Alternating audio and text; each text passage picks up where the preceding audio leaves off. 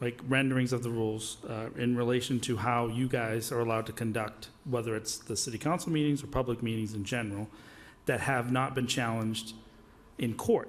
However, in other municipalities, they have been challenged in court and have been overturned, including in Shrewsbury, where a counselor there or a select person there expressed themselves in a very emotional way using profanity. I think it was Southborough. Southborough, you're right, Southborough.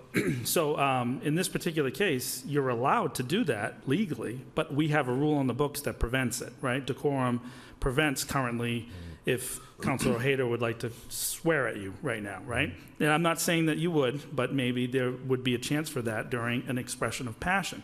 So this review of the rules seems to be related, again, to a specific incident. And I would like to remind the council and this committee that the rules that are on the book, your job is to review the rules. Several of the rules are probably constitutionally questionable and have been proven so by the Supreme Judicial Court of Massachusetts for other municipalities recently. And so this opens the door, I think, to a further review, which is something you've talked about doing here anyways, maybe leading to a grander charter review.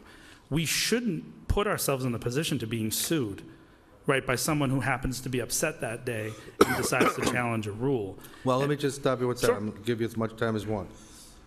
Regardless of the constitutionality, which is extremely important, I'm not being dismissive of it. I'm not being dismissive of it at all. I'm just saying, regardless of the constitutionality, do you think there's ever a justification, even with anger, to swear at a city council with like F-bombs and stuff like that? Is that in a council? Is that something that's okay? I think that it's not legal. Constitutionally. I'm not asking that. Yeah, so I would prefer people not cuss each other out in general, but legally speaking, they're allowed. I understand. That's why I said constitutionally aside.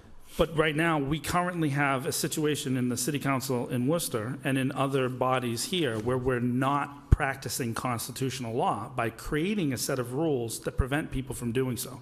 People should be allowed to express themselves. We should encourage them through example making our leadership structure, talking to each other in civil ways. That's how we create public civility, is by leading by example. So if we deny people the opportunity to express themselves with passion, or we let certain people express with passion but others not, then what we end up having is the situation where we've had multiple times where we get sued and lose. And so I don't want my tax dollars going towards lawsuits on a regular basis because the rules that currently exist. So within the context of this review, best practices that Mayor Petty is asking this committee to undertake, I think that we should talk about some of the rules on the books within that are unconstitutional now between councilors. You are allowed to cuss each other out if you so choose, legally and constitutionally, and the rules of the charter should reflect the Constitution of the United States, and they do not currently do so.